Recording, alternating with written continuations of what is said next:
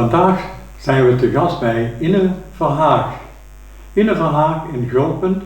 Ja, Gulpen is ook wel belangrijk voor haar, maar ik denk dat een land aan de West-Afrikaanse kust voor haar veel belangrijker is. Ine, als ik Gambia noem, dan begin jij te stralen. Ja. Wat heb je met Gambia eigenlijk? Hoe ben je daar verliefd op geworden op Gambia? Laat ik het zo even noemen. Ja. Ik ben ooit 1 weekje in Gambia op vakantie geweest. En toen vroegen we aan de gids van, laat ons nou eens het echte Gambia zien.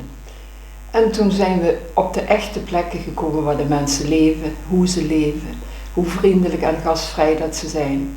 En toen we naar huis gingen, waren we echt verliefd op Gambia. Ga je altijd zo op vakantie? Niet de toeristische bezienswaardigheden en zo? Dus, Nou, we hadden al zoveel reizen gemaakt waar we overal langs de armoede gingen. Met een groep mensen werd dat even bekeken en dan ging het weer verder. Dat was het. Ja, en nu hadden we zelf het initiatief van, wij willen eens weten in dat weekje, hoe leven de mensen hier?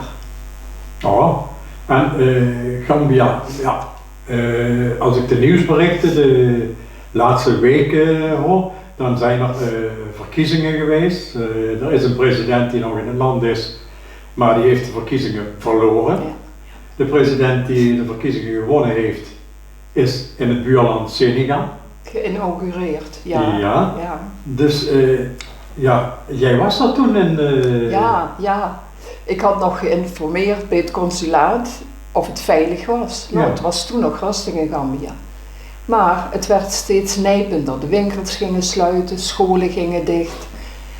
En we hebben steeds geïnformeerd, mogen we nog wel blijven? En op een gegeven ogenblik kwam dus dat ongunstige reisadvies. En dan moesten we ook van de ene op de andere dag geëvacueerd worden. Dus niet, zeg maar, je kon rustig op je gemak nog even naar de kennissen toe gaan of zo? Nee. Meteen wegwezen? Meteen wegwezen, koffer inpakken, wegwezen. Zo? Ja. Maar schrik je even? Ja, maar waar ik van schrok, Gambia leeft van het toerisme. En we zaten midden in het hoogseizoen. Alle toeristen in één keer weg. Dan hebben ook de hotels niks meer te doen. De mensen die daar werken zijn werkeloos. De mensen die bang zijn, die vluchten naar Senegal of naar het binnenland. Voor die mensen was het allemaal veel erger dan voor ons. Ja, zeker. Want waar kunnen ze heen? Gambia is een klein landje. Ja, helemaal omringd door Senegal. Ja. Kunnen eigenlijk nergens anders heen dan of de zee en of Senegal. Ja. Zeg ik dat goed zo? Ja, dat zeg je goed. Maar Gambia is ook een heel langgerekt land. Eigenlijk de Noordbank en de Southbank van de Gambia River. Maar als je naar het oosten gaat, dan zit je in de binnenlanden en daar zijn ook heel veel mensen naartoe gevlucht. Ja, en daar zijn ze niet te bereiken. Nee, heel moeilijk. Want de wegen in Gambia, je wil niet weten hoe slecht dat is. Ja, wat zien wij van Gambia? Ja, de kustplaats waar de toeristen naartoe gaan. Daar zijn jullie ook eventjes geweest. Ja. En dan ga jij verder, jij zoekt er mensen op. Wat tref je daar voor mensen? Ja, bijna allemaal arme mensen. Ik heb nog geen rijke mensen ontmoet in Gambia. Oh. Nee. Ze leven allemaal in leme hutjes. Sommigen hebben dan een huisje van steen. Maar allemaal in een compound bij elkaar. Je ziet oude mensen, je ziet jonge mensen, je ziet kinderen. En ja, ze zijn allemaal heel gastvrij en heel vriendelijk. Je bent altijd welkom. Als er eten op tafel, wou ik bijna zeggen, op de grond komt. Grote schoten met rijst, met heel weinig erin, dan mag je mee eten. Oh, heel eigenlijk open zijn de mensen. Ja, heel toegankelijk. Ja. Toen jij daar geweest was, heb je in één keer gedacht, denk ik zo, om iets voor die mensen te gaan doen. Hoe ben jij er iets voor gaan doen?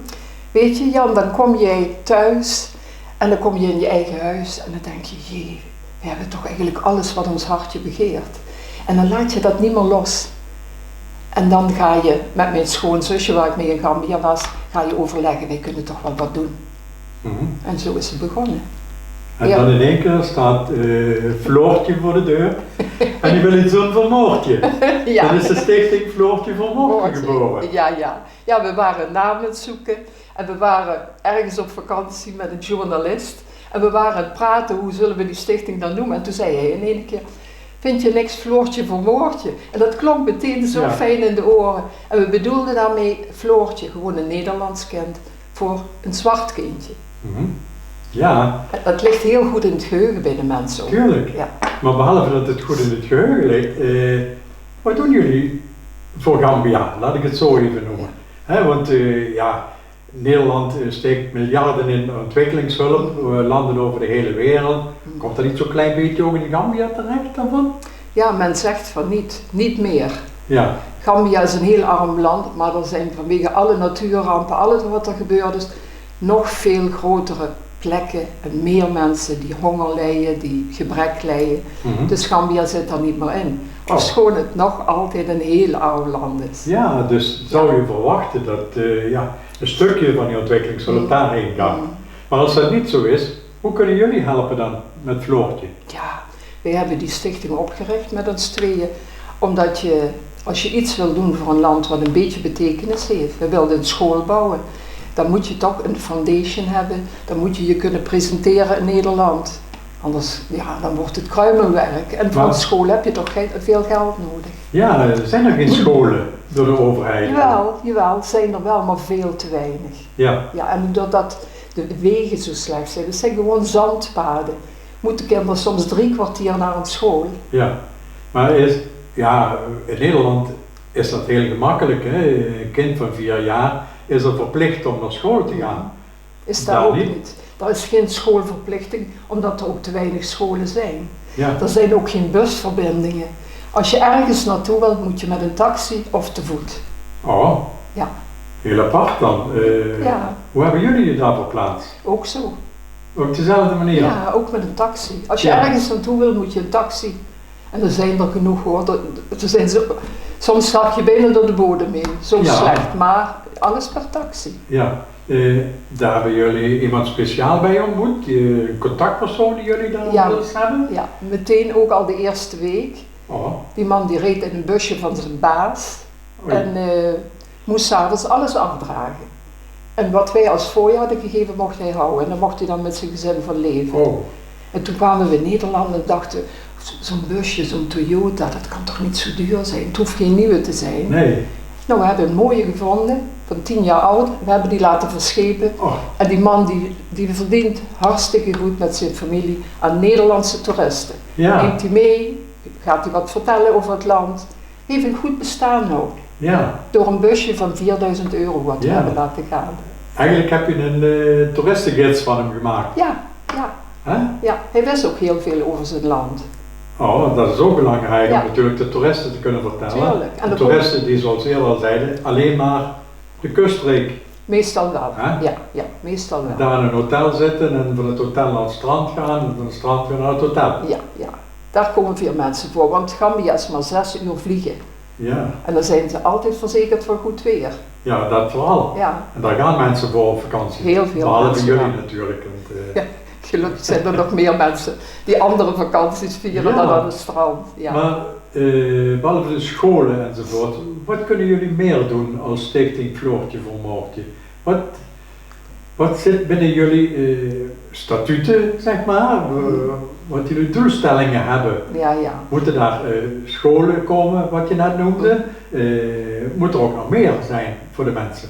Ja, er moet ontzettend veel meer zijn, want ze hebben overal behoefte aan. De Ja. ziekenhuizen zijn te weinig, scholen zijn te weinig, werkgelegenheid is veel en veel te weinig. Dus je kunt daar je hele leven vooruit. En ik vind het jammer dat ik dat pas op 70-jarige leeftijd ontdekt heb. Ja, eigenlijk, nou zeggen we, 50 jaar eerder Ja, dat moeten precies. ontdekken. Ja, En dat was het je levensdoel, wat het nu ook nog steeds is. Ja, nog steeds. Maar ik Dus, ben wel hard in het zoeken om het op een goede manier te kunnen afronden. Dat ik niet op mijn leeftijd plotseling daar uitval door ziekte of wat. Ja, En dat ik geen opvolging heb. Ja, Daar ben dat- ik hard aan het werk. ja. Dus dat toch de Stichting Floortje voor Moortje een voortgang vindt. Precies. Ja. Ja? Jij zegt van, de mensen hebben weinig te eten, er is geen vervoer, er zijn maar zandpaden en noem maar op. Mm. Het eten bestaat hoofdzakelijk uit rijst. Rijst. Heel eenzijdig eten, ja.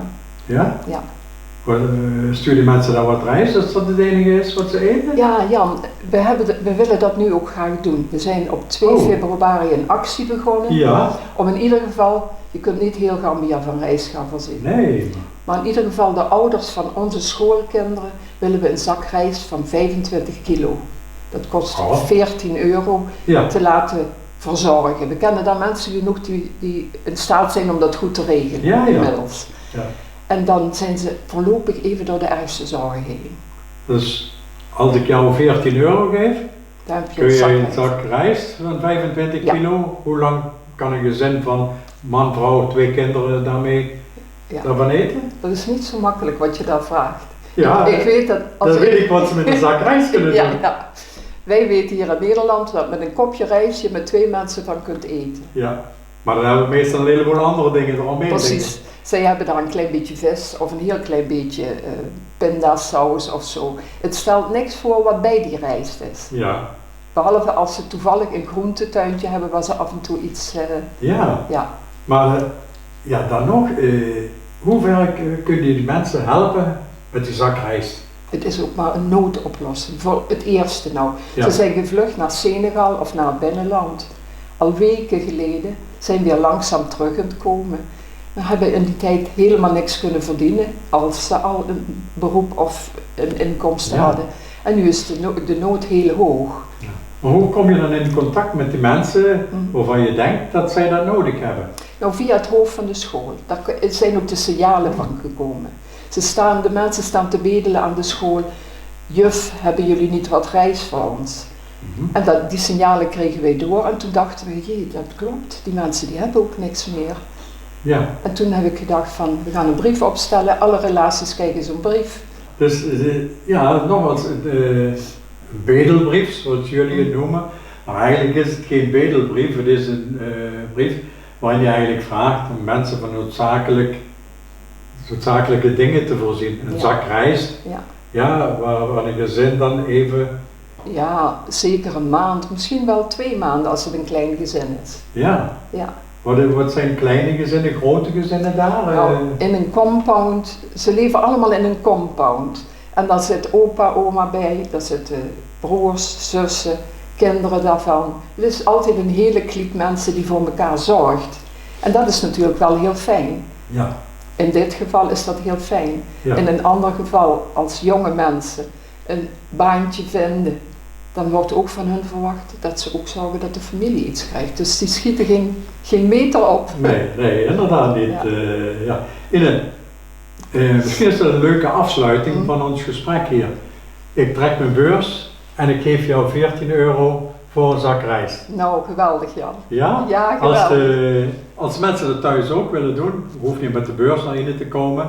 U kunt het, we zetten het bankrekeningnummer, ondertitelen we, kunt u daarheen, die €14, wat stelt dat voor ons eigenlijk voor, €14, overmaken. En in Gambia kan een gezin blij gemaakt worden met een zak met 25 kilo rijst.